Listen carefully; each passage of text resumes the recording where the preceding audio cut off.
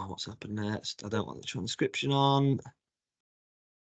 Okay, Brent, has that slide moved across to the second one? It has. Perfect. Okay, welcome and good evening, everybody. Thank you for joining us tonight. Tonight's workshop, coach support workshop, is how to get better at observing your players. So, usual housekeeping and introductions, just first and foremost. Ideally, if you can pop your cameras off, it just helps with hosting the meeting, with it recording, with videos playing. It just seems to help the internet not break. So I appreciate that. If you can, definitely have your microphones muted so we don't get any background noise whilst we're delivering. The chat function is open. For those of you that have been on these workshops before, fire your questions away as and when. And what me and Brent will do is, if I'm talking, Brent might answer and vice versa. So we can come back to you quickly. And also, if it's I nearly said if it's an interesting question, all of your questions are interesting. If it's a really good, like thought-provoking question, we might kind of bring that to the table as well. Safeguarding wise, there's no under 18 signed up, but if you have any concerns throughout the workshop, you can contact myself directly. You've got my contact details on the email confirmations, and alternatively, you can contact Sarah Pridmore, nearly said deputy. I'm the deputy, our designated safeguarding officer. Just a reminder that the register is on this QR code, so please scan that and just fill in your name. If you don't know your fan, don't worry about that too much. If you can't do that, please just write your name into the chat function, and that way I'll collect them all up tomorrow and add you to the register. Won't be the last time you see that today, so if you haven't scanned it now, you'll see it again shortly. So just to set the scene, for those of you that haven't been on these workshops before, they're obviously not practical. We're sat behind our computer screens. They're very much a focus on the softer skills of coaching, so less of the technical and tactical stuff. It's very much about our skill set, our toolkit as coaches. We've covered a wide variety of topics over the last 6 to 7 months, from creating the right environment, planning for your individual within a group, tactics on a match day. There's one more that's not springing to mind, the social corner, which was the last one. And then obviously tonight around how to get better at observing your players. So who's who? My name's Tom Measham. I work for Sheffield and Hallamshire County FA as the Senior Football Development Officer. A lot of you will see me at the CPD that we've delivered over the course of the last sort of 3 years. Away from here, I still coach professionally in an academy setting. I've been a tutor, an FA tutor in a previous life. I've been coaching professionally for getting on 15 years nearly now. So that's a bit about me. Over to Brent. Yeah, so kind of similar to Tom. So I've worked in grassroots football. I've done a stint with the FA in the skills program a few years ago. So with the likes of Sally Needham and Gary Webb in that program, but also done a bit of it with Derby into the talent centres, development centres, and then moved into the academy with them, as well as doing stuff at the County FA of Staffordshire.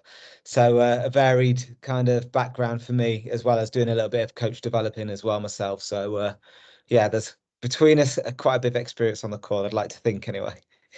Hopefully. Okay, so the learning outcomes for our workshop tonight, we're going to look at the importance of planning and having a clear focus to help us observe, being patient and knowing your players and how they like to learn and how they react, implementing simple coach behaviour strategies to help you observe. The agenda, I'm going to kick us off around standing back and enjoying your sessions and revving practices up so that we can observe our players in sort of the best circumstances, and I'll unpick that in a moment. Then we'll move on to what am I actually looking for when I'm observing, and then observing players against the key capabilities, which the key capabilities, if you haven't come across them, Brent will sort of bring to life during that section too. So initially, before we go into Brent's section on those details of what we observe and the key capabilities, we're going to spend some time looking into how we can sort of train ourselves to get better at observing. So in this section, I'm going to reflect on my own coaching journey here. So a little bit different to maybe some of the other stuff we've done. It's almost a case study on me, and Brent a lot of it will be not news to Brent because he was there with me at the time. So I'm going to reflect on my coaching journey, and in particular sort of the last 3 years. Like I said, Brent was my boss during a good chunk of that time, and he's seen some of this sort of happening before his eyes. So standing back and enjoying, I think for me, that's a massive part of coaching that we don't do. And actually, when we do stand back and enjoy, that's when we can observe. there's a few asterisks on this before we can, like, standing back and enjoying. I think a lot of us, or myself in this sort of case study, if you will, I couldn't stand back and enjoy 3-4 years ago. I didn't have the experience and the confidence to sort of know that that is allowed, if that makes sense. And I can step back and I can not be shouting all the time and I can let mistakes happen. And I wish I knew back then what I knew now. And within it, it's sort of helped me unpick bullet points 3 and 4 around, if we don't actually train ourselves to observe, we're never going to be truly able to help our players develop. And that for me has come to life over the last few years. I'm a totally different coach, and what I see is totally different because I've trained myself to be less reactive and observe a little bit more. And that's allowed me to really get into the details. And the detail stuff Brent will pick up later. This is more around my behaviours when coaching. And again, things I wish I'd knew back then. Is what we're observing a true reflection? And again, that comes with experience and confidence. Sometimes things can look brilliant. My team warmed up like you wouldn't believe yesterday and then didn't play well. So was what I was observing in the warm-up a true reflection? Maybe not. Maybe they weren't trying hard enough in the warm-up, so it made it easy. So all of this stuff has sort of come together for me and sort of led on to this approach that I'm going to cover on the next few slides. But on the right-hand side, that photo sums me up. 5 years ago, if it's big enough. This is a photo from a CPD earlier on in the season where it looks like I'm about to 2-foot a 9-year-old, which isn't the best, but it makes me laugh every time I see it. Diving in straight away, trying to show everybody within 100 yards of the session how much I know, and sort of feeling the pressure of being a coach in front of 18 players, their parents, your boss, the other coach that's with you, and all the stuff that comes with that. I had to be seen to be coaching. So I don't really get where I am today without being put in an environment that appreciates that players do learn differently. And a lot of the stuff we've covered on these workshops has sort of brought that to life, so that players learn differently. Coaching isn't just commanding players and telling players and correcting players. And also, to be coaching is to be seen as instructing players. I now know that that isn't the reality, but that's how I felt back then. That you had to be seen to being busy, to correcting, commanding players. So it's given me the confidence to sort of try coaching differently, a chance to see the benefits of this. And be honest with you, the sessions are still fun. They're still engaging. The players are still getting better. And if I'm honest, that's what really started to help me see more detail by taking that step back. And the biggest and most obvious outcome for me, and this is probably one that Brent will have definitely seen, is that standing back and enjoying sessions, I don't finish them exhausted. I don't finish them with a sore throat and feeling like I've gone through the ringer with the lads during the session because I'm so busy during the session.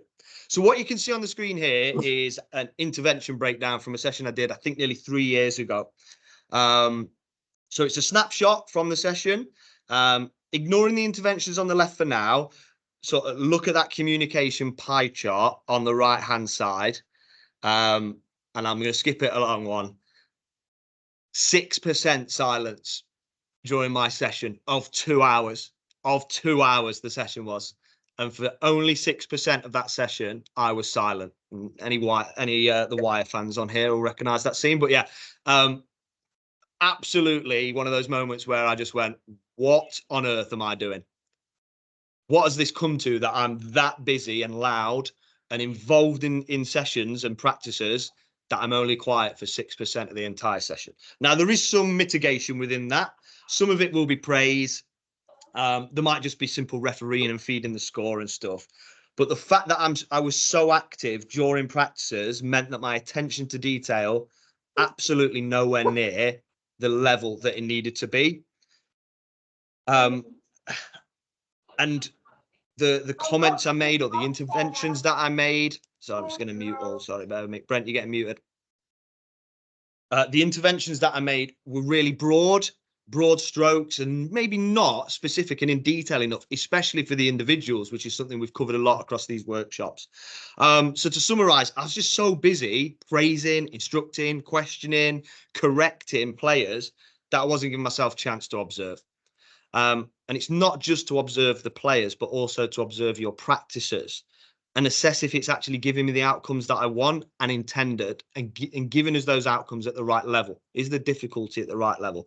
So this was a real kick up the backside for me as a coach to go, Tom, you need to chill out first and foremost when you're coaching. You need to step back and you need to take things in a little bit more for the benefit of your players. So went away and reflected a little bit on this one. And I'm not saying this is lip service. That rattled me when I saw that. I was like, I couldn't believe it. So I really did take that away and reflect on it and made some changes. And a lot of it was maybe listening to things I'd heard before and never actually put into place, and started to develop that from there. So it morphed into my process, my approach. This isn't an FA approach. This isn't the right answer. This is how I operate.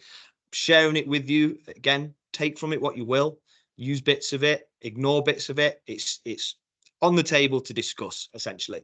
So my process is how somebody's taking control of this. Somebody is taking control because I did not turn that function off today. Right. Whoever's taking control of the meeting, can you go back a number of slides, because I've lost control of this. How do I even know who's taking control of this? Oh my goodness. I didn't turn that function off today. Thought we... Oh! Did not need that. Right, you're just going to have to bear with me 1 second. I've got to put the presentation back in. So much eager to get to the end of the presentation. Yeah, I didn't want to listen to it. Can I double click that from where we just were? No. That'll teach me. I was only talking to Leon about this the other day. Bear with me, that's going to upload, so I'm going to pad for a moment. Russian hackers. Right. Where do we get up to? I was about to click on to my process. I'm going to talk, and then the slides will come on in a moment, and we can pick it up from there. If you've been on these workshops before, you'll have seen sort of the session structures that I coach from at the moment. So that sort of builds the structure for a session. The first thing that I implemented, is this even uploading, by the way? It's going very slowly. The first thing that I implemented was around intervening with myself to not intervene in practices 1 and 2. So if we're going to do 4 rounds of practice X, rounds 1 and 2 are absolutely free. I'm not going to intervene.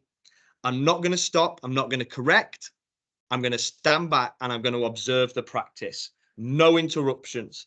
So that allows me to observe those practices with no pressure on myself. I've given the first 2 rounds. They're free of charge for me. I'm going to chill out. I'm going to observe the players and I'm going to observe the practice. The biggest thing that stops me doing is diving in for one-off errors. Right. We don't want to right, let's go. Here we go. Brent, can you see what I can see? Yes, that was it there. That's the slide. Perfect. Please don't take control of it again. Okay.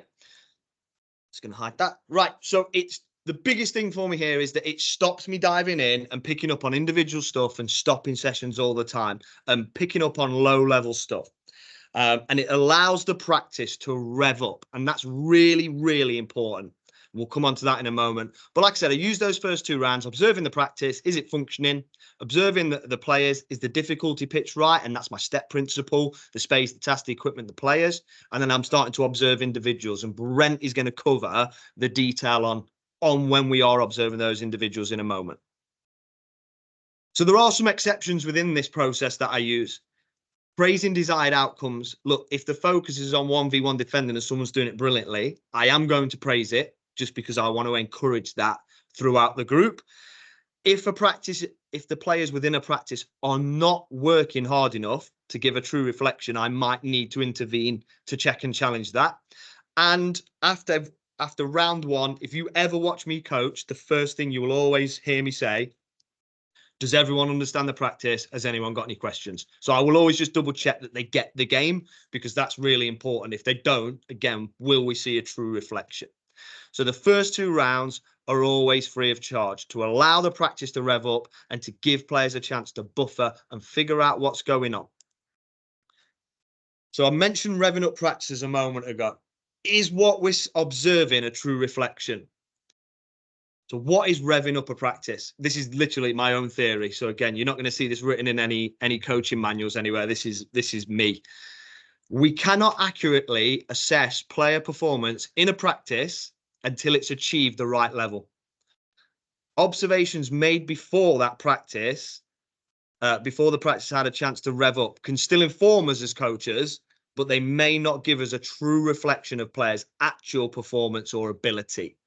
So an example of that might be, we're in a possession practice and player X, Brent Freeman, is looking unbelievable. You go, wow, he has not lost the ball. He's breaking lines. His receiving's been excellent. He keeps getting on the ball, receiving on the back foot to play forward. Superb. But in that matchup, in that round, without knowing, possibly, Brent's gone up against 3 players that notoriously don't work hard. So actually what we're seeing from Brent is what Brent looks like against players that don't try. So he looks brilliant, but is it a true reflection? So this is what I'm referring to about revving practices up. We need to see the players and observe them against the standard, giving them chance to show that without us getting in the way, letting them figure out their own solutions, and in a competitive environment. So we've allowed it to rev up. So don't forget some of the other workshops we've done, because we focus very much on the individuals. I'm taking it for granted here that within this session, this fake session that I'm talking about, the design's right. I've planned the group, so we've worked out the individuals. So those considerations have already been calculated going into this. I've got to get this practice revved up to really test the players and see what they really know. So that is what I'm talking about when we're referring to revving up a practice. So a practice is revved up when the practice design is clear and the players fully understand the practice. Player motivation is high. If player motivation is high, we will never rev a practice up into that sweet spot. So what's the defender's motivation to win the ball back? Are they kicking it out, or are they attacking a goal, or do they become the attacking team? So we need to really motivate them. The practice is appropriately challenged. So again, Brent might look $1 million in a 3v3 possession game in a 20x20, but in a 10x10, he struggles. So is the practice appropriately challenging the group and the individuals within it, or is it too easy, so therefore players look better than they are? And the 2 rounds we've mentioned about previously, free, the players have chance to buffer. I don't know how else to put it. Buffering, like every time I upload presentations into online meetings, we have to give the players chance to buffer and figure out the practice and what it takes to succeed before we start diving in to intervene and correcting mistakes. So in that time, I'm not going to start correcting players and coaching them based on what I've seen there. I'm going to allow the practice to rev up after 2 rounds. And then round 3, that's when I'm really going to start looking into the fine details of, right, how is Brent receiving now? He's under pressure. Is he scanning enough? What's his first touch doing? And that's where I get the golden nuggets to go, great receive, but you were receiving to pass, and you took a big touch instead of a soft touch to allow you to pass on your second touch. So that allows me to start to focus in on the fine details. If a practice is flat, if it's easy, if the players aren't working hard enough, my observations are going to be false. They're not going to be giving me a true reflection of what's going on. So by sticking to the method on the slides, 2 or 3 slides ago around giving them 2 rounds and giving yourself a chance to take a breath, observe in detail, plan your interventions based on what you're seeing, you're giving your practice chance to rev up, and you get your value for your observations. They're a higher level observation than if a practice is too easy or players are not revving it up to the desired level. So how do we rev them up? We stick to our timings. I can't describe to you how important that is. On Saturday morning, oh, has Brent left? He's back in. On Saturday morning, we were doing some ball mastery, some 1v1 stuff, and round 1 was 3 minutes, and round 2 was 1 minute, and the players picked up on it. And one of our players said, "This is an absolute joke," to us. That was their words.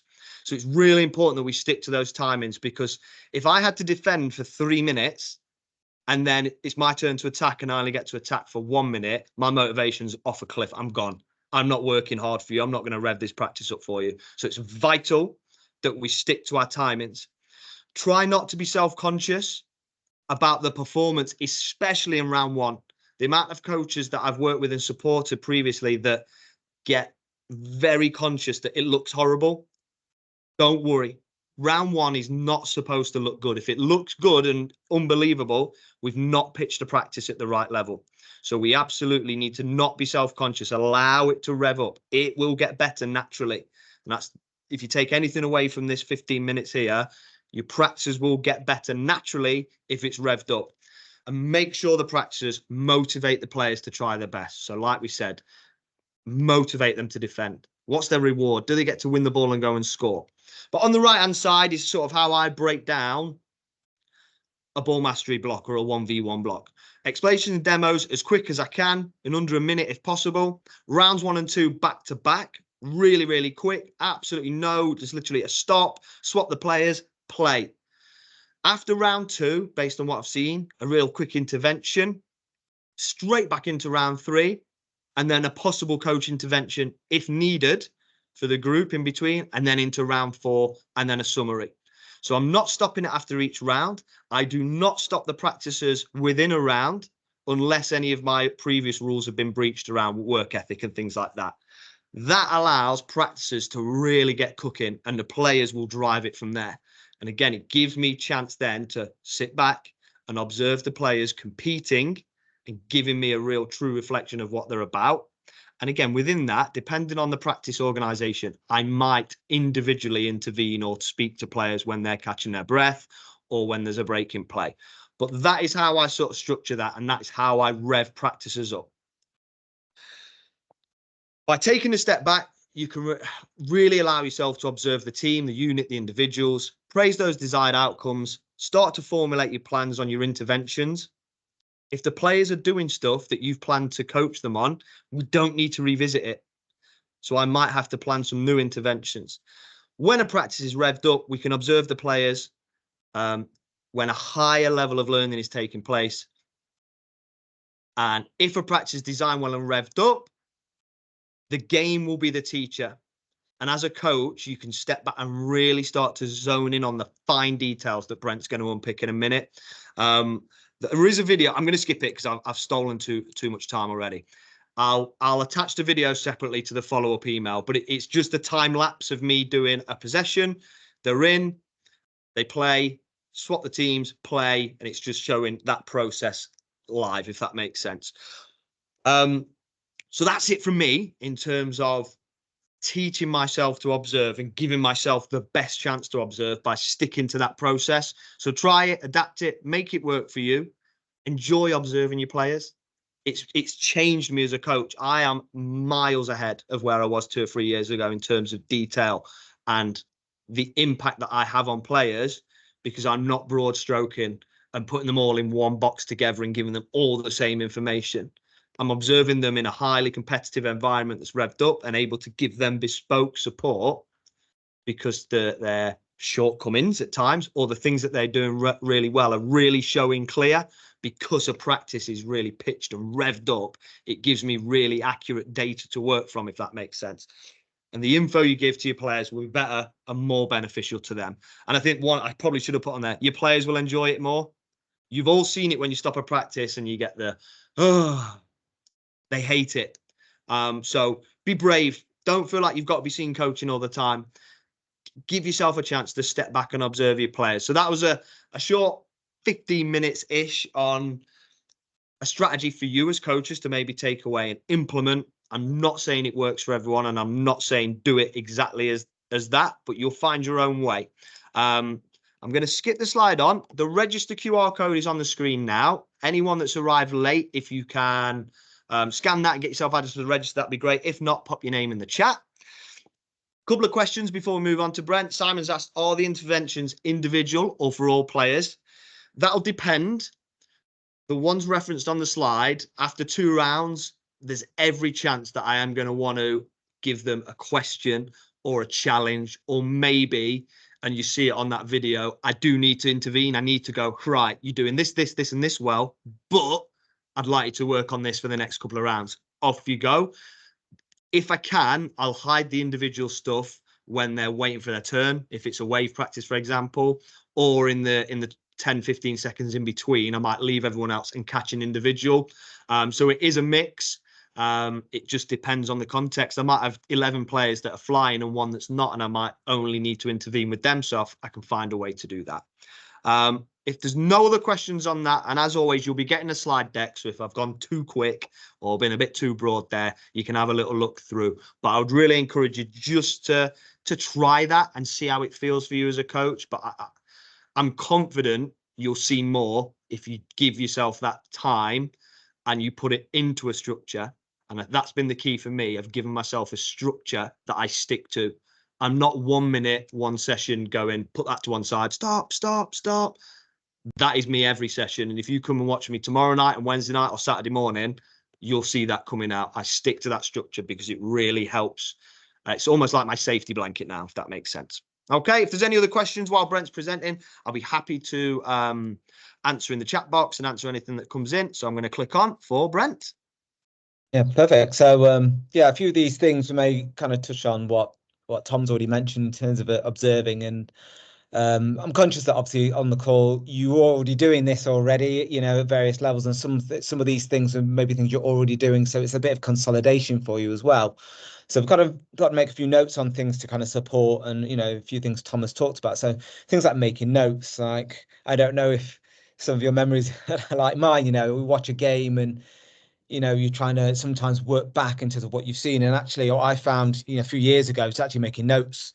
It helped in terms of my planning because I would plan the minutes now in terms of positionally and minutes of where players are going to play. And actually, if I know if I'm going to have a team talk, I can then reference actual examples of things that have happened in that quarter, for example, when we've played. So if I want to speak to an individual, I might reference them to something they did or something the team did in that quarter. So just making notes generally is a really good tool, something that you can help. In this day and age now, it can be a pen and paper, and now you know you can have voice notes and stuff like that on your phone if you can have that on the pitch side as well, whichever works for you.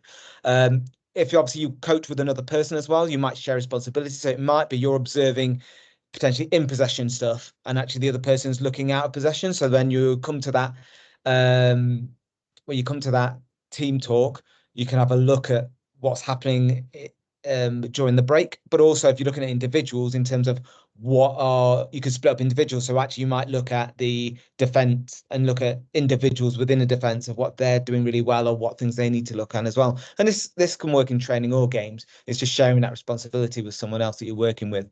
I know obviously Tom's already touched on it with himself in terms of emotions, and consider yourselves in terms of how invested you are and think about it, especially on a game day when there is bias. And don't get me wrong, yes, we are in youth development and it is about developing players, but obviously you want to be competitive and you do want a positive outcome with the scoreline as well. And it obviously isn't win at all costs and it isn't the be all and end all, but having something to try and win does skew things sometimes in terms of being emotionally drawn in with the state of the game, if you like. And so that can sometimes skew what you're seeing. And you think about it now, if you think back to last, you know, if you had a game yesterday or a game on Saturday, the things that might pop out might be the mistakes you made rather than the good bits of play that you did, that individuals did within your team as well.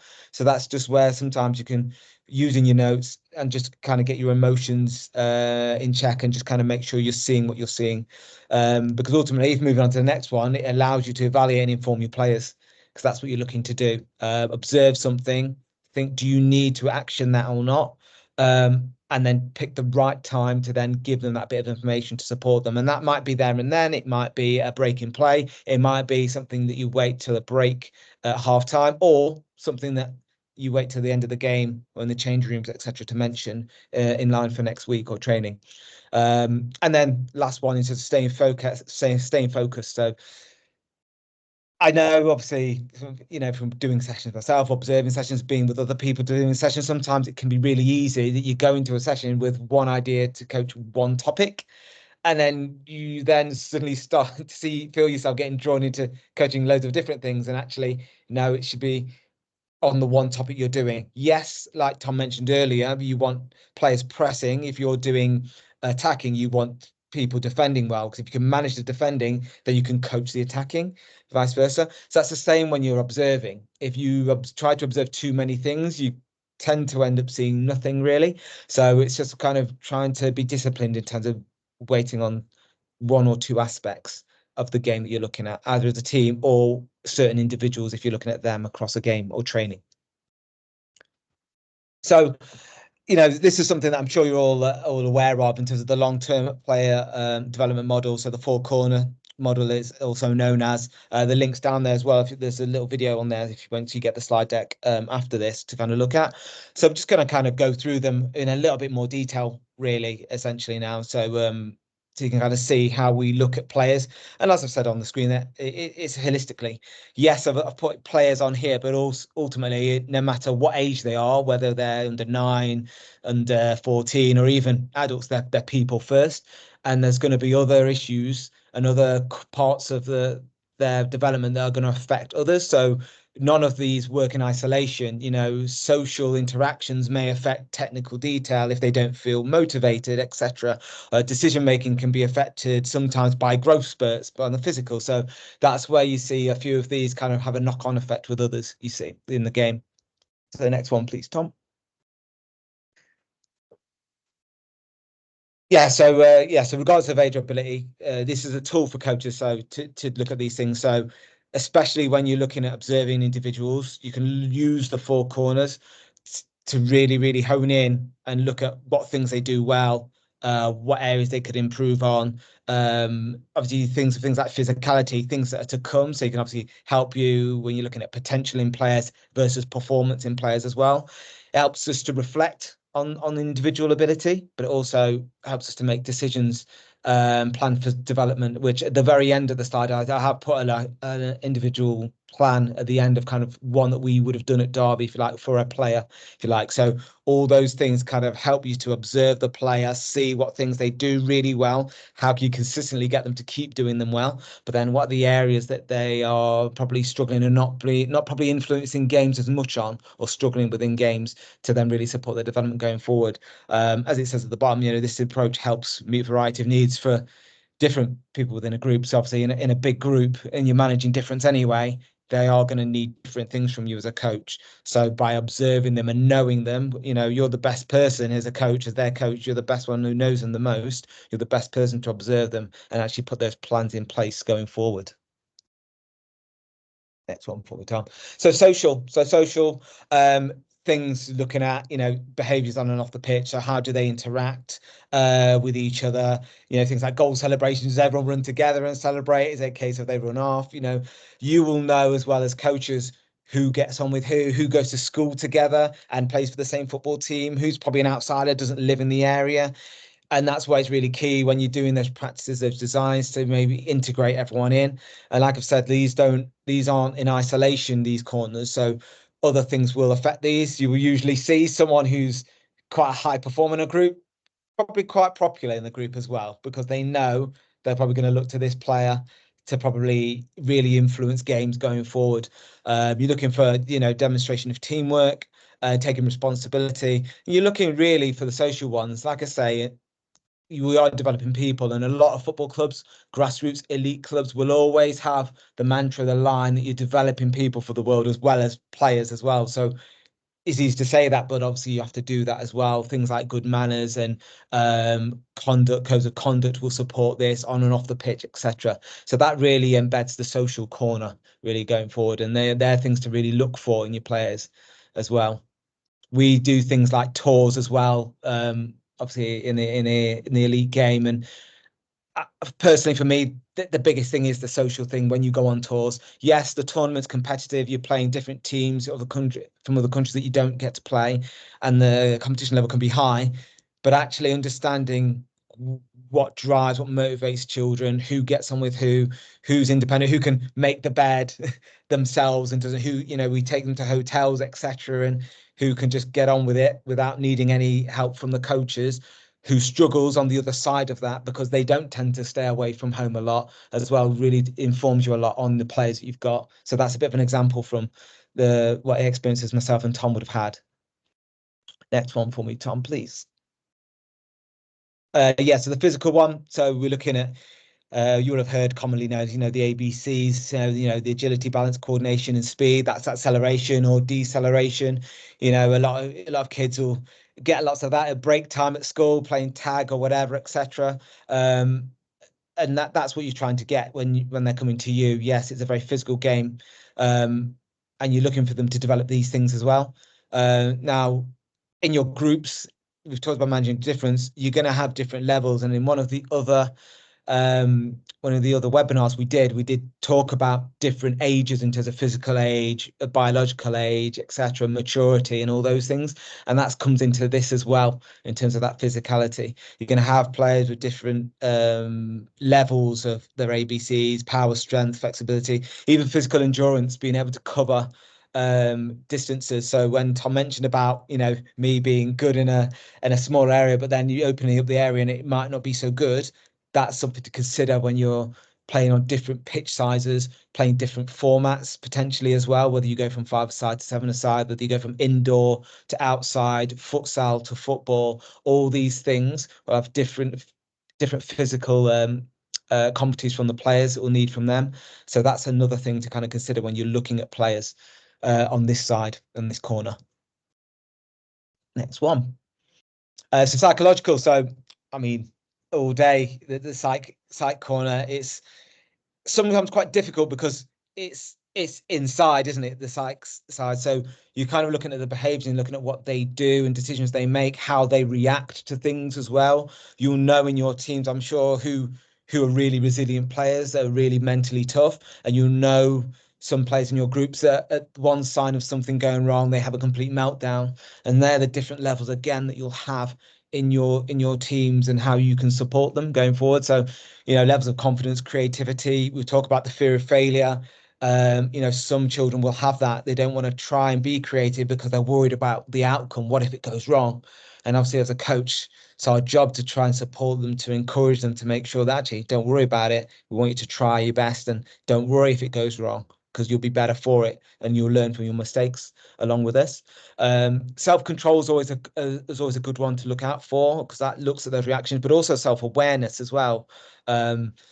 So can they be committed and control themselves in terms of to engage with you as the coach with the session all the way through?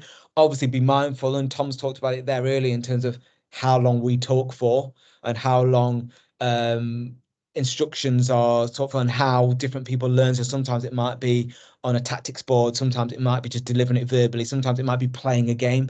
Different children and different players will learn in different ways. So this will all feed into their psyche in terms of how they best learn and take on board information. And then concentrating and selective attention. So concentration, again, we kind of just touched on there in terms of how you keep them engaged and concentrated to the best, but also selective attention. So think about it at any level. Players are playing a game, but have to be able to have the ability to attend to stimulus that actually is important. So if you take it at the top level, you've got a stadium full of players, probably tonight, Sheffield, Arsenal. Saka's on the wing. He's not listening to the person in row Z telling him to shoot, to do whatever, to do this. He's selective attention on what he's doing on the pitch, where teammates are, what runs he needs to make, where the space is. And that's the same with our young children as well. It may be at a park or the local club, but they've got to attend to the information that's important to them in the game. And different children have different levels that will be able to do that. Whereas you may have children that are during a game watching what's going on another game next to them, because their attention levels are slightly different. So these are little things that you can then help you to observe your players and have a look for them and help you develop them.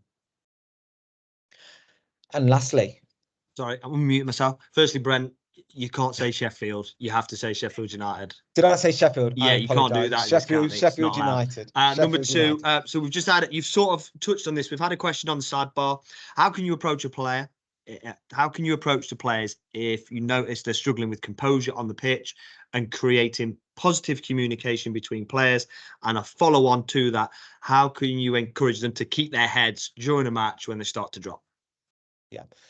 So interesting one. I mean, if this is a player that you probably knew was going to do this, ideally you have some strategies planned in before it happens. So you probably would support them before it happens, as they say, look, you know, and try and give them some support. If it does happen, I would think that don't be afraid to use the roll on, roll off. That's what I would use in terms of subs as well, because that gives you more time rather than try and talk to a player that's joining a game. Because if you think about it, what we said at the bottom about selective attention, you're trying to deliver information on a pitch when they're trying to play a game. It's not always the best time to get them, and we've kind of talked about it in other ones. So again, I would utilize that roll on, roll off. It might be that you take them off for 30 seconds. Look, just come off for 30 seconds. Let's have a chat about things. You know, you can have a little bit more of an in-depth discussion with them on the sideline while the game's going on, get another player on, and then you can roll them back on.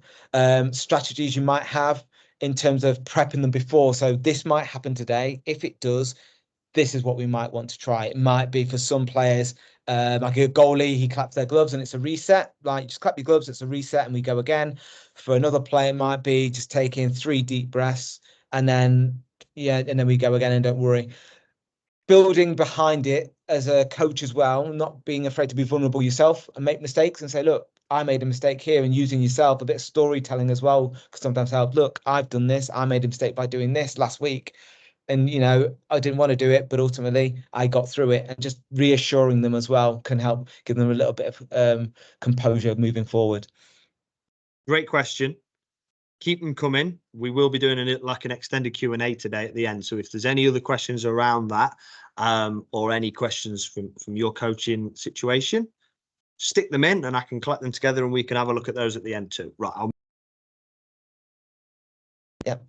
And the last one, yeah. So technical and tactical, kind of putting together. So obviously technical, these are things, you know, moving with the ball. Obviously, they're all on the screen there in terms of looking at. But then, like I said, all players will have a different level of these things as well. So again, you're observing them, and if someone's technically really good at these things, it allows them to more often impact games, if you like, for the better, for positive, and give quality moments in the game. And then obviously this is the basics for the game, really, in terms of that technical framework, technical balance for players, competency, really, and it underpins pretty much everything that all players will do. So tactical knowledge kind of comes as well with it as you go, and you'll have players. And I think I was asked a question the other day about what the future player looks like, and it possibly, in my opinion, is possibly they're going to be tactically more aware. I think when we grow up, there wasn't as much football exposure everywhere in terms of even FIFA and the games and the depth they go into, Football Manager that it goes into, and now Sky Sports News is on every 24-hour news channel on sport, on tactics, on everything. So what you might find is these children start to actually, you know, regurgitate some of the things that they've seen and heard as well. So all these things are kind of form part of that technical and tactical corner as well, which can really, really help you to observe them in terms of, are they able to do these things consistently? Are they able to do these things consistently under pressure? Can they do these in again, tight pitch, bigger pitch? What kind of numbers? Is it smaller numbers? Is it bigger numbers with more space? That helps you to assess kind of how well they're able to kind of play the game and basically execute these techniques as well. Next one for me, Tom. So yeah, the key capability. So I've kind of touched on the things of what you're looking for. And then these come into the key capabilities now. So I've kind of tried to highlight it, and this is the easiest way I think I've been taught to remember it, is try to develop more skillful players. And that obviously alludes to technique, timing, deception, movement, scanning, and positioning, which the FA6 capabilities are really out there. Now, I kind of went on a course a couple of years ago, and I think off the course, this was probably one of the main things I took from it in terms of helping me to really observe players, basically on or off the ball in terms of when they're doing these things. Also, when they're involved in the play before, what they're doing before, what they're doing during, what they're doing after a certain action as well. So by putting all of those together and just allowing you to look at those players, which we'll have a look at in a second, it really has helped me personally anyway, really observe players and have a look and really assess them and think, understand what I think they're really good at, what I think there's areas for them to really work at as well going forward. So I'll kind of do a little bit of a kind of definition around them now. We'll go through them all just so we're all on the same page in terms of what we mean when we look at them now. So technique, so as on screen, the execution of we've already mentioned there, and obviously the better and the more consistent the technique and the execution of the technique, the more high quality actions that player will often do in a game, and that will tend to have a big influence on the game. These are the basics, like I've mentioned, and do underpin a lot. If we're talking about passing and receiving, we want to play out from the back, and that's your club or team philosophy. Players have to have the techniques to be able to do that, in terms of the basics of passing hard, receiving the ball, being able to utilize their body to open out when needed, on both sides as well. And I think that's another thing of where the game's probably going, as well as being tactically aware. I think players will start to be more comfortable on both sides. I know when we, at Derby, we certainly worked on both sides and made sure whatever we were doing on one side, we were doing on the other in equal measure. And obviously, we probably expected players to be able to play off both sides as well. We understand there will always be a stronger side, of course, but in the game, being unpredictable is a really, really powerful tool. And if you could only utilize one foot all the time and you're always going to go in the same or chopping on the same direction, it's going to become very, very difficult in games, because the opposition will read it every time, if you like. So to be able to have that unpredictability is really, really a key thing in the game. In terms of timing, so just go back one there for me, please. In terms of timing, so again, this is simply just choosing the right moment. And I know a lot of these things, you on the call, you'll know all these things as well. But timing is really, really, really key. Picking the right moment to make an action, and in some cases, delay or actually, delay an action. Scanning and decision making also key to this. So if you're looking for space, you might time that run in the box. If you think about players, at the top of the game, there's loads of players that would time their run to perfection to arrive in the box to strike first time. You've got timing of runs, you've got timing of passes as well as skills as well. You'll see loads of players will do step overs before they're anywhere near a player. Well, actually, if you can time the step overs, for an example, as you're approaching a player, you can use it to then throw them off balance one way and then take them in another. So these are things that you can really look for in players going forward. Next one for me, Tom. Because timing does go nicely with deception as well. And obviously, it's simply disguise. Players that are able to hide their intentions and what they're going to do, look to try and really deceive the opponents they're playing against. So again, we talked about unpredictability. That's where this deception really comes in as well. If you do something over and over again, you need to have really something else in your locker to be able to beat players as well in 1v1s. And obviously defending as well, being able to disguise. You might, even as a defender, it's not always the attacking, it might be doing fake tackles. You might pretend to go in and take the ball so they move it and then intercept the pass afterwards. So it does sometimes work both ways as well. But essentially, deception, just pretend to do something doing something else. And when you start to combine that, because that's the thing with these things, if you can start to combine them with other ones, it really makes you powerful players. So deception with timing, if we use the step over analogy I just used, it can make you a really, really fierce 1v1 attacker. So we move on to movement. So how to utilize movement, and in key to this one, it's not just moving their bodies. It's on and off the ball.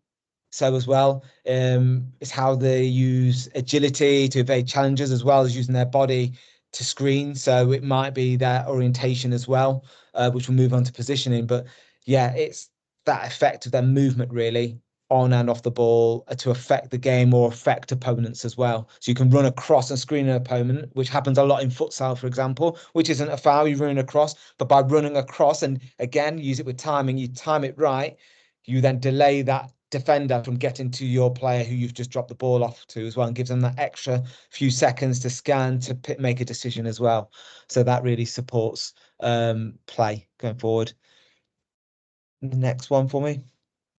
Last two. So scanning. So I mean, we know scanning is really key to players basically having a good picture of what's around them. Sometimes I know we've talked about it with analogies with especially young players about taking pictures, a bit like a camera, and you're taking a picture of what's around you so you know what's there, and it informs your decision making going forward. And that's sometimes to take actions or to not take any action, to go into space, to look where teammates are, opponents, or other things. I think sometimes the trick of this one can be just to get players looking. And I know I've come across players, I don't know if you have, Tom, in terms of players doing a look for you as the coach. So I'm scanning, so they're doing a purposeful look around, but actually what they're looking for, and that's where you can check their understanding in terms of what are they seeing, because anyone can do an obvious look, but what's the stimuli, what's the information that's coming in, whereas actually some players it's more subtle, and in their peripheral vision they're seeing or feeling a player approaching them and then can roll out the other side as well. So that's just something to be aware of with scanning. It's not always the obvious looks that show a player is in control and knows what's around them. And lastly, positioning, where players put themselves on the pitch positionally, but it's also their body orientation. So showing a player in a certain direction requires a certain stance. If I want to show someone down the line, I'm probably going to put my body in a certain position to show them that way.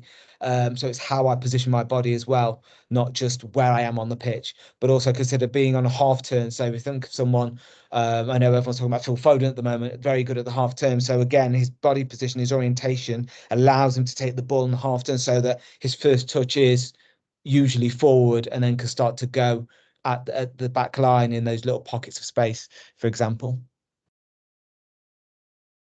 And I've got some videos to kind of look at. So hopefully they play and they're all right on here. So we'll kind of whisk through these, and some of the capabilities come up at the screen, so you can have a look at what they are, where they come up. But some will repeat as well, so you get multiple times to have a look through them if you want to play. And I'll kind of try and talk over them. So intercepting is this one. So already you can start to think about scanning. So the player there is going to be highlighted, hopefully there. And then as he's highlighted, you're looking for that scan. So you think about the timing, think about his movement as well when it happens. This is going quite slow for you there, Tom. It looks normal on my screen. It's really going in slow motion at times to slow it it's down. probably my video. But yeah, if I talk over it, yeah, they've got the scanning coming up, got the timing. So he's got to aware of the space, aware where that ball might be played. And then again, that acceleration straight away to kind of go and recognize and get there as well to move it on. So that's like literally. So when you start to see things like this and notice things like this away from the ball. So again, if you're looking at your players, you're not looking and watching the game. You're looking at your players. What are they seeing? It's that thing of looking at on the ball, around the ball, and away from the ball. Looking at your players in terms of the units. That will allow you to really observe what your individuals are doing, what techniques they're doing really well, what capabilities they're demonstrating really well, and sometimes what areas they need to improve. So moving to the next one, that's passing.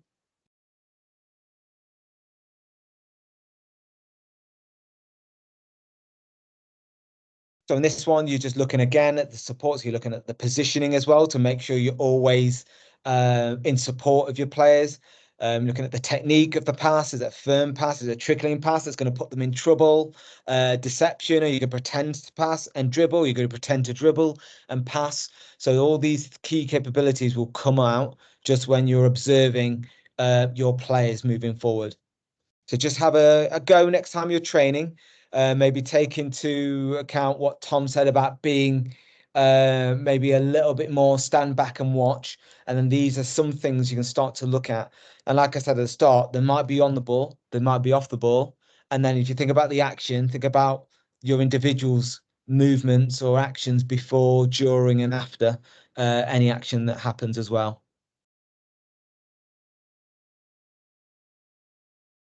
So this is another passing one. So if you look at this one, nice little pass over. She's scanned to see him. And then here, so a bit of deception there. The timing of it as well. So you think of her run in. So if she comes onto that too quick, she's going to have to take it under control. She times her approach to the ball and her technique in terms of that literally weight of pass around a player, using a bit of deception around to then play a player in, really, really allows the team to get a chance at goal, really. So again, it's just putting a little focus, a little lens on the players and seeing what they're doing, really. Excellent bit of technique there. And I just double check because that didn't play on my screen. I'm just conscious, did that play for everyone? If it played for you, I'm pretty sure. I think this is the third time it's going through now because it plays about 3 times. Just repeat, just so you can see it all again. And then finishing. So this is a simple triangle one we used to do where you've got a 2v1. So if you have a look at this one, you've got, again, timing will come into it in terms of positioning and then your technique with your finishing as well. So if you want to play that. Or is it not? So probably only problem with videos, isn't it? I'm going to, hold on.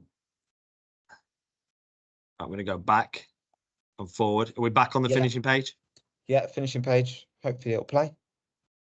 It's playing on mine. With these videos, I'll send you the WeTransfer for this slide deck, so you'll get all of the slides with the videos embedded to it. If it has been jittery on your page. No problem. It's not playing. It's all right. We've seen a few videos anyway.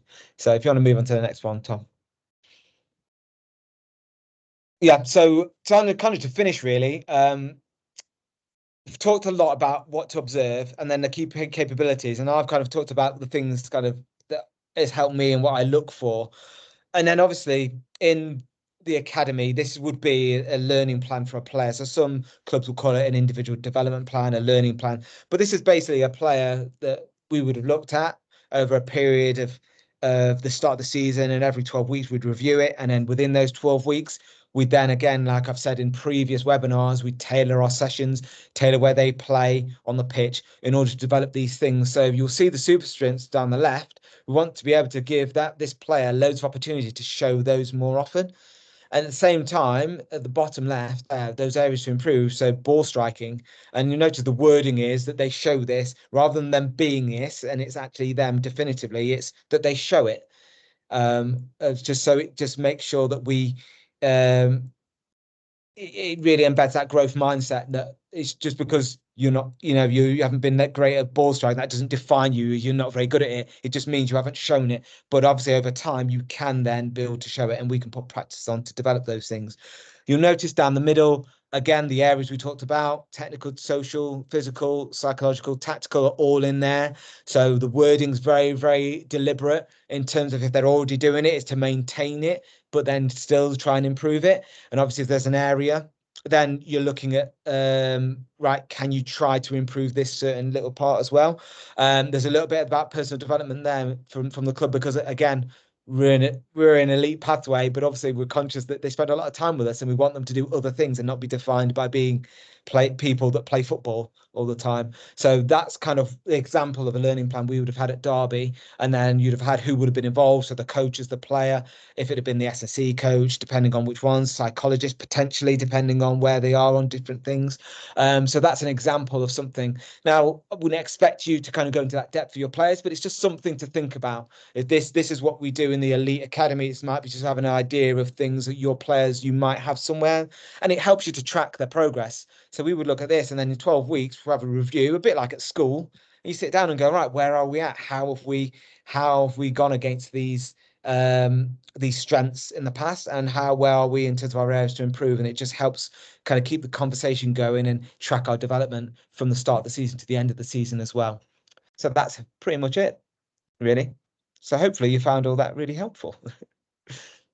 I think it's really important on those IDPs or learning plans, whatever you want to call them, that they're an observation tool as well, because not all the time, but we're observing those players against some of the stuff that we're asking them to do as well. So it does give you some focus at times to focus on those specific areas. Okay. Next slide. Just a reminder, register QR codes on the screen again. I said you see it again. If you haven't scanned yourself in or haven't written your name into the chat section, please make sure that you do that now, just to make sure you get your CPD hours allocated to your fan. I'm going to leave that on for another 5 or 6 seconds.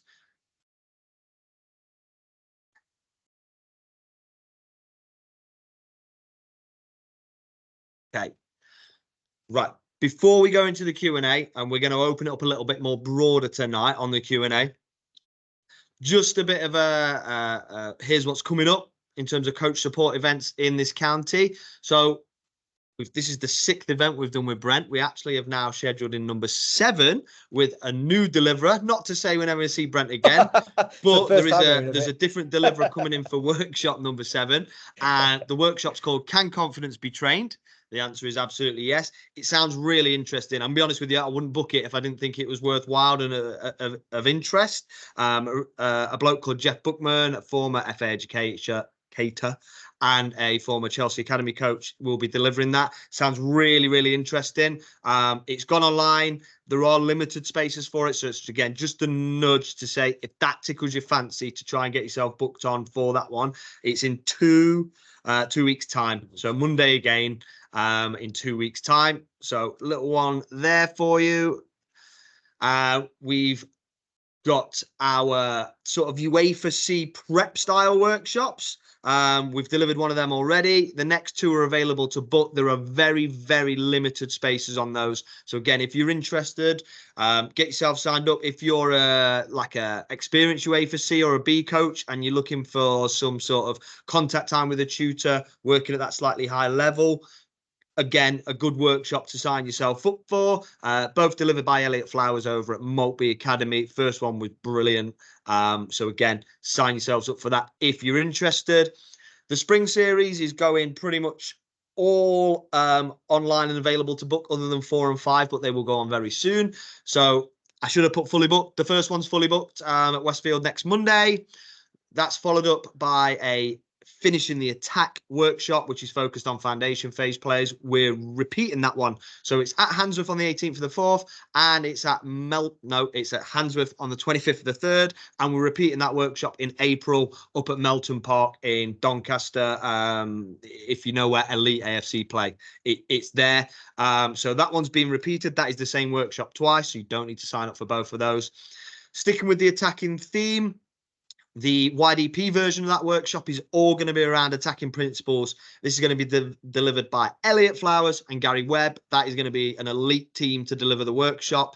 That is going to really zone in on the principles of play and the in-possession principles of play, and finishing the attack. So it will be pitched for older players. So the practices you see will be geared towards those older players, and the detail that you'll get will be a lot more in depth around the game, rather than the finishing the attack one for the foundation phase, which will be very much focused on the individuals and creating fun and exciting practices for that area of the game. So again, get yourself signed up if that tickles your fancy, or if you are looking at UEFA C, UEFA B in the future, because it will really lend, a lot of the content will really lend your development in those areas. The tactics on a match day face-to-face, which was requested off the back of the online one we did, will be available to book very soon, but we know it's going to be on the 4th of April. And how to manage the difference, which is a really insightful workshop for dealing with the differences within your group, be delivered by Lee Brown from the FA. That will be available to book very, very soon as well. That should go online as of next week. So that sort of was a stop tour of what we've got coming up in the very near future. Oh, I'll remember to do it. Grassroots Awards. Grassroots Awards. One thing I do just want to touch on, and it was in the last update out to the coaches community last week, is the Grassroots Awards. I've just popped the link in the chat there, but it's just a call to arms. If you're coaching with someone who's brilliant or that's been really helpful to you on your journey, nominate them and make them feel recognised. Like I said on the email last week, every single person that is nominated, whether they win locally, nationally, or not at all, get recognition from the FA to say thank you pretty much for everything that you do. So please do come forward with nominations for those people if anyone springs to mind. It doesn't have to just be coaches. There's loads of different areas, but obviously selfishly we're coaches here and we want coaches to get the recognition. So yeah, click on that link and it'll take you straight there. So we've come to the end of this workshop. Like I said at the start, these are we kept it to an hour, which I'm buzzing about. A light touch, tools for your toolbox, softer skills of coaching. So we didn't get really dialed in onto some fine details, but hopefully we've given you some ideas, some strategies for how you can get better at observing your players. As it's Brent's last workshop for the near future, we've sort of said we'll stay on and offer an open forum. If anybody's got any burning questions from any of the workshops you've attended before, anything that comes to mind, we've already had a really great question. Now's the time to throw it in and we can discuss that on here. So I'm going to open it to the floor first to see if there are any questions brewing. That's it. Don't be shy, anyone. Open the chat so I can see. And if not, we're gonna do some examples. So we'll see what we get.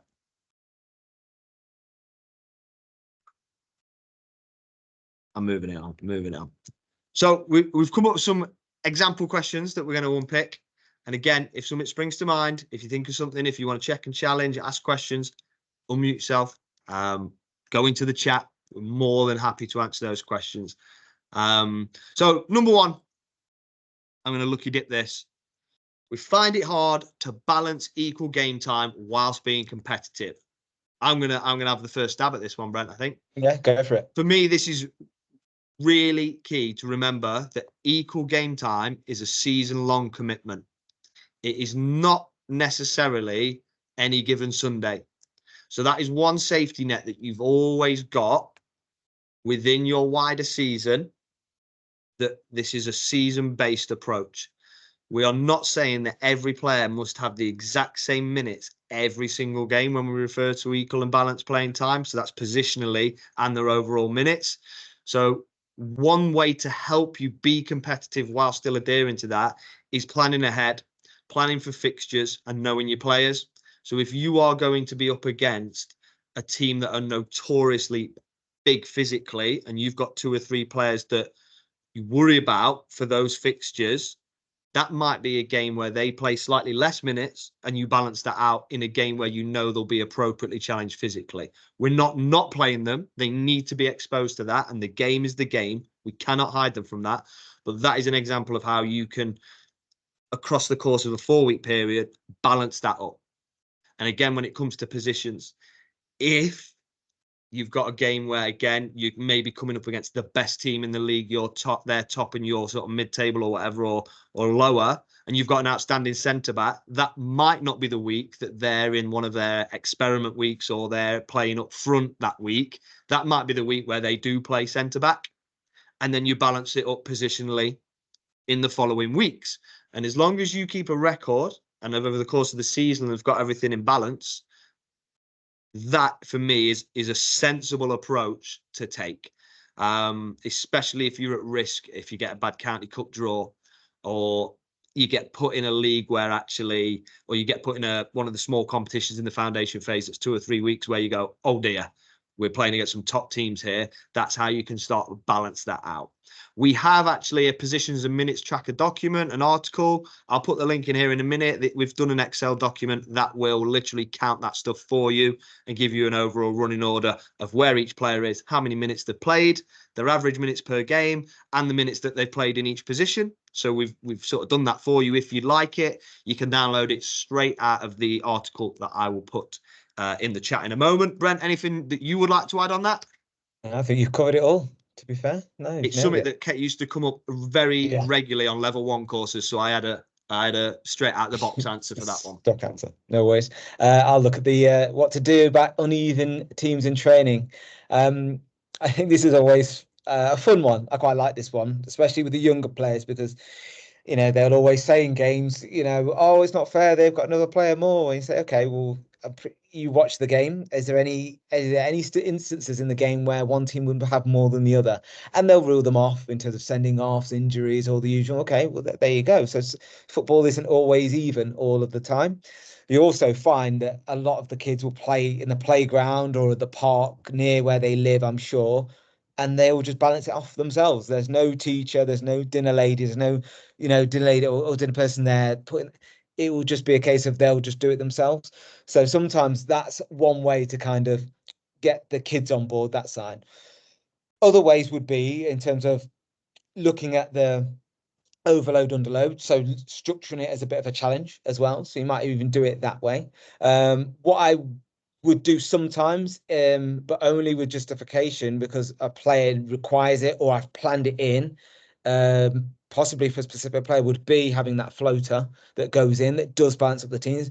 But obviously, you've got to be mindful of then that player, their game totally changes in terms of they're never out of possession. So you've got to be mindful of what the game looks like from their position rather than just going, oh, you just be the floater in this game and just doing it willy-nilly. There's got to be a plan behind it. So it might be you are working with a player and you want them to get more confidence on being on the ball or being used to create an overload in a game. So you will happily sacrifice the out of possession for that player. But yeah, that's kind of, there are a couple of ways in terms of dealing with uneven teams in training, if you like. Awesome. Brent, there is a question in the chat box. Oh, brilliant. We've only got a small oh, hold on. The next question is blocking it now. We've only got a small five-a-side pitch for winter training. Any tips for sessions that reflect the bigger pitch on a match day? We've only got sorry, it's just come up now. Small five for winter training. Any tips? So a small, I suppose what you can do, I mean, you could look at, depending on the amount of players you've got, wave practice would be quite good as well. So you've got players on and off going through, so that might be a way of expanding and using the space during the practice, but obviously being careful to make sure that the waves are fluent as well. So we're not having players stood and waiting. So that might be a way of extending or using maximum pitch size with minimum players then, if you like. You can also do little competitions where you've got minimum players on that are coming on. So different games like the numbers game. I'm trying to think of games that will come in now. Can you think of games, Tom, that would come where players are off but then come on? We always did a game where you had like 3 teams on, so you'd have 2 teams playing. They play for like 2 minutes, if you like. First goal wins, team comes off, another one comes on. So you're minimizing the amount of players that are in that space, but with a team ready to come on. What then that does happen as well when you have a team ready to sprint on is that does actually then start to give you a bit more transition as well, especially. So if that team scores at one end and then a team's coming on, a team's coming off, you've got that transition element as well, which is very relevant to the game. But that gives you a bit of both transition, but it also gives the players more space on the pitch ratio to work on as well. I think the one thing, this is fresh in my mind off a workshop the other day, but something just to consider is sort of the space per player. And although you've only got a 5v5, like Brent said, you might have 2 games going on at the same time, but it's about being clever with those spaces. And you might play a 3v3 in a really tight area and then do, I don't guessing how many players you've got, let's call it 12, and then do another 3v3, but within that 5v5, that's a slightly bigger court. So you maybe use 2/3 of that for a 3v3 and then 1/3 of it for a 3v3 to get different outcomes that reflect the game. That's always something to consider. But again, what you're going to get in terms of tight spaces all the time is, if it's tight all the time, then that will impact your players. So you do need to be conscious that you need to find ways to build practices that where they maybe have slightly more space, just to ensure that they're not becoming players that can only deal and play in those tight spaces and therefore don't look over the horizon, don't pass the ball further than 10 yards at all, things like that. So that's a consideration. But winter for me is just, let them play, get them playing. So as many types of games that we can, small-sided games where you can constrain it. You can be cute with rules and rewards. You can be cute with the type of targets or the goals or the end zones and the formats that you use. The absolute nailed-on favourite that if you've been to a practical me, you will have seen before, but the one where there's pitches side by side, and if you score, you jump on the other pitch to unbalance and overload. That one's always a winner. But yes, for me, tight spaces are great. It's just a nudge to remind you that they do need to be exposed to larger spaces as well. So wave practices for me, I only get a tight space in some of my sessions, and that's where we'll tend to use a wave practice, so that players can stretch their legs. The spaces are bigger, there's more time on the ball, the numbers are smaller. And the biggest thing we always get from coaches is, how do we get our under 7s fit, or how do we get our under 10s fit? They need opportunities to run long distances as well. So again, if we're only using tight spaces, they won't sprint 20 yards, they won't sprint 50 yards on a recovery run, and they need to be doing that as part of their development as well. So Yeah, it's tough, and there's a lot of people on this call that will be having the same pain. But I do think that when we come to winter, it's definitely first and foremost ball rolling time, games, and how can we challenge them within those games, and making it really competitive. But yeah, really tough one. Is that Paul answering? Yeah. Right. Matt Oliver has asked, could you do a CPD on planning a session start to finish? We can do that. It's not something I've ever thought of before. So are you asking, do you mean as in walking and talking through the planning of a session against what we're looking to achieve, the numbers, the space and stuff? And would you do it if you are taking it with you? Is it written down? I absolutely write my sessions down. I take my sessions pitch side with me, and I regularly will look at them before I deliver a practice, because I want to get myself on focus of what am I like KPIs tonight? What am I looking for from the players? Not to say that if stuff crops up, I won't coach it, but what's my focus? Who are my focus players? What detail am I looking to get out? So I always take them written down with me. Don't ever be ashamed to have your session in your hand, ever. Have it with you, definitely. But yeah, we can absolutely look at that for the, I think it probably fit the online space better. So what we on online 7 next, maybe online 8 will be that. I'll have a little look at that, and we can certainly, if there's interest, and if you are interested in a workshop like that, do me a favor and like Matt's comment just so I can gauge interest. It might just be that I need to phone Matt and we can have half hour on the phone instead of me putting on a workshop. So we'll work that out. Going back to the psychological stuff, spoken about earlier, I have a player who is full of confidence and enthusiasm in training and in games until recently. The same players hit a mental block where they are too scared to make a mistake in a game on a Sunday. Any ideas how I can get through to them to encourage mistakes and embrace their mistakes? Yeah, I think with that one, I'd be thinking, have there been any changes recently? Not necessarily with you. It may be off the pitch, maybe at school, other things. And this is where you knowing of your players will really come to the fore, really help you. So if there's been anything that's changed, it could be something playing in the playground, playing at school, playing football. It might be nothing to do with football. It might be something to do with friends or family at home as well. But just maybe having a conversation as well. I'm just saying, just checking in, is everything okay, etc. Be interesting is it just the games that they're not. So obviously, I know at the site said they're usually fantastic in both training and games. But is it just the games now they're starting to not do anything creative? I think sometimes you can have players that, training, it's all fun and games, but then Sunday or Saturday, it matters.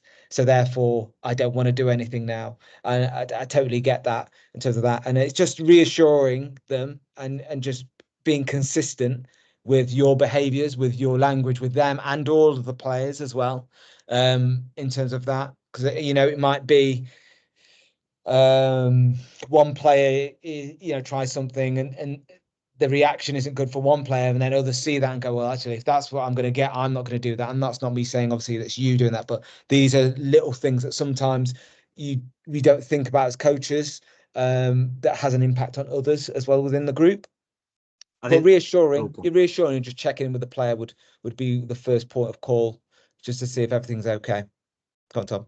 Now, you used the word consistency. It's vital, and we covered that in the very first one around creating the environment and it being stable.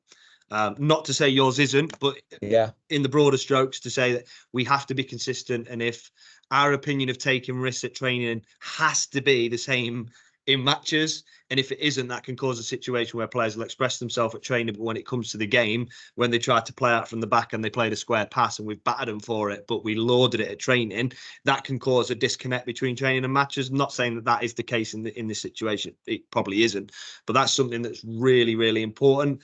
The consistency about our demeanor on match days as well, and how we react to their mistakes is really, really important. Even those micro expressions that we've spoken about, I am horrendous for, and I'm still working as hard as I can to keep my face as neutral as possible at all times.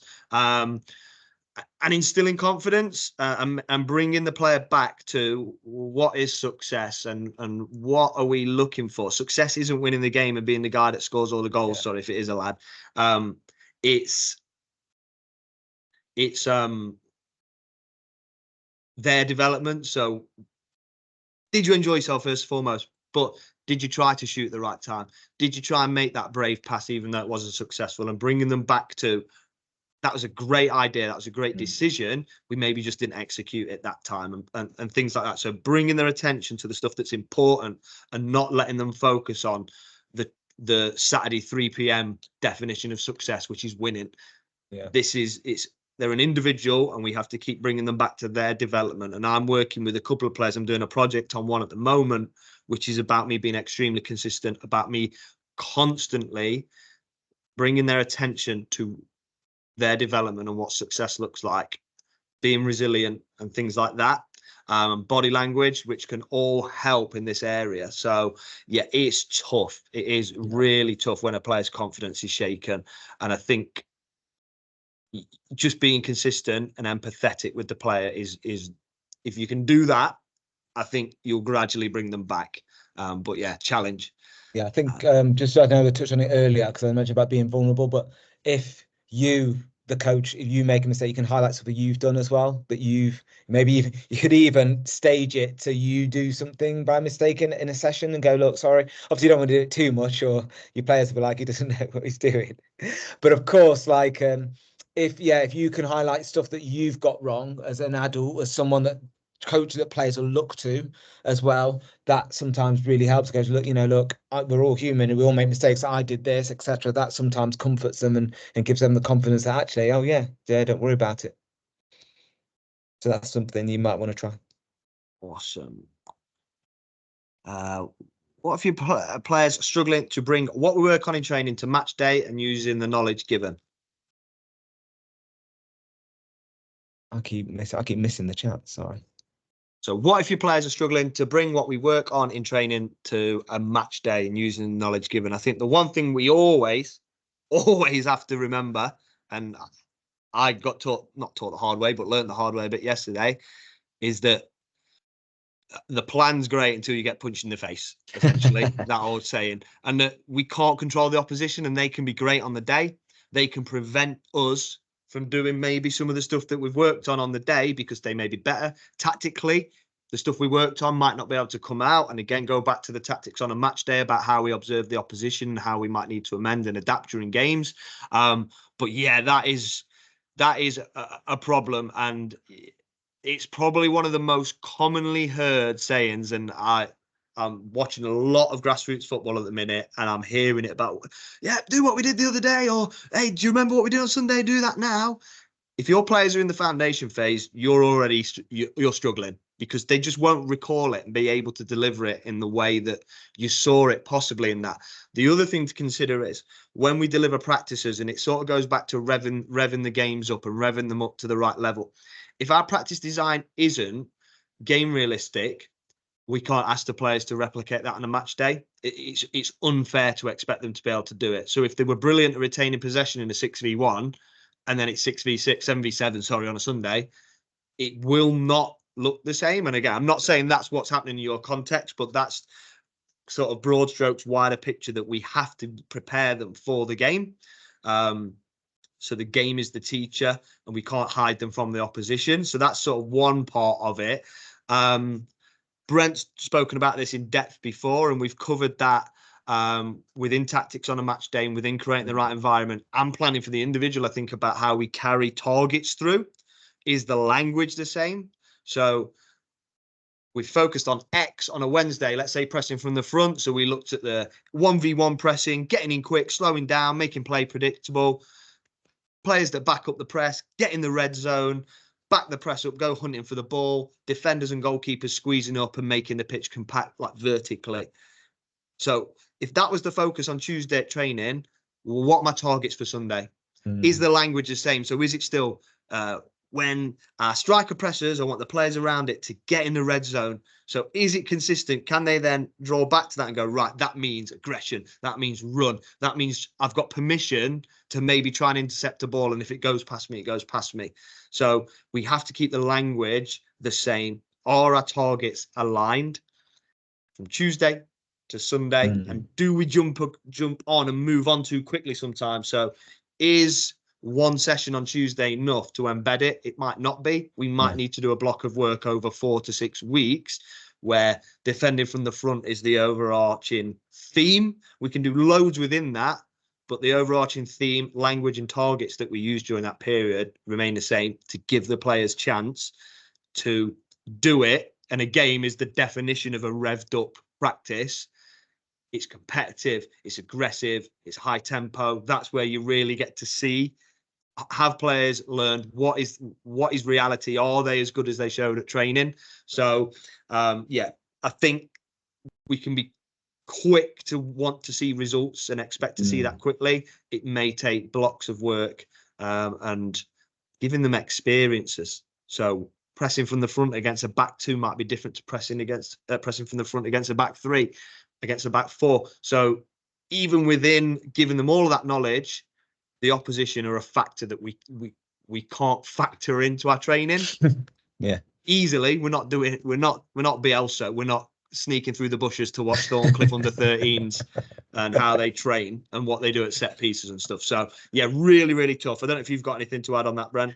Yeah, I think you pretty much touched on most of it. I think I think it depends on how often you've worked on it in training, whether you check. Obviously, you check in their understanding of it on training, so it's about working on it. Did they understand it? Did they get it as well? What level did they get it to? But then the context will always change in terms of it's a game now. So one, it's a game, and I even argue as much as you can get training to a high level of them at it at training, a game is a totally different. It's high octane, but it's different because you're against people you don't know. Training against people you know is different from training against people you don't know as well. So that level goes up a little bit again. And like Tom said, the unpredictability, you can plan to press really well, but you don't know what the opposition is going to do at the weekend as well. And what if they just boot it straight over your press? Yeah. So then just having then little chunks of success, it might be, can we win the ball in their half? That might be just a tick. How many times can we do that in the game, etc.? Can we win the ball in their half? That might be the start of the pressing, and then they'll start to then go together and start to build up in that in little chunks rather than hoping we have the whole thing we saw on Tuesday, Wednesday happen on Sunday as well. That's what you're striving for. But good question. Yeah, very good. Something we all have issues with that we're working towards. Ryan says it's too soon with the Bielsa joke. Were you at the training ground, Brent, when his minion was in the bushes? I was there, mate. I was there. I would have been in there somewhere. Oh, so very helpful. That's some points. Yeah. I think we've answered. No, it's nice to have the questions, to be fair, because they're real. Like, although we can put these on the screen, that we've obviously know would hit a few people on the call. The questions that you've really got are the true things that you're having to deal with. So it's always nice to get them through. Awesome. I'll draw it to an end just because we're at 8:30. Again, a big thank you for those of you that stayed with us till the end there. Appreciate all of you attending tonight, as always. It's not the end of these workshops, as I said. There's one in a couple of weeks with a slightly different deliverer, but we're absolutely open and will probably look to roll out another series of these. I think, obviously, we're coming towards the end of the season and where things do start to settle down a little bit. We want to make sure what we offer is right for you as coaches. So, as always, if there's something on your mind, like, I'm sorry, I can't get back through the chat now, but if there's something on your mind, if there's something that you want delivering, let us know, because ultimately we want to put on workshops to serve you. So if there's a desire for how to plan and how to pull my session together workshop, say no more. We will make that happen. That's what we're here to do. So please do drop me an email if there's anything in the back of your mind going, oh, I'd be interested in that. The face-to-face stuff, like I said, is carrying on throughout the course of the end of the season. And as you can see with these bags under my eyes, I've been in planning meetings all day, strategy meetings all day about what the next 4 years looks like, and in particular, what the next year looks like for us as a business. So planning is underway for coaching and support next year. And again, let me know what you think. Let me know what you need, because ultimately we want to deliver events that you're interested in that will help you with your players and your context. So thank you again, as always, for... Thank you for watching. If you are interested in any of our upcoming Sheffield and Hampshire County FA coach support events, please visit the coach support page at sheffieldfa.com. Thank you.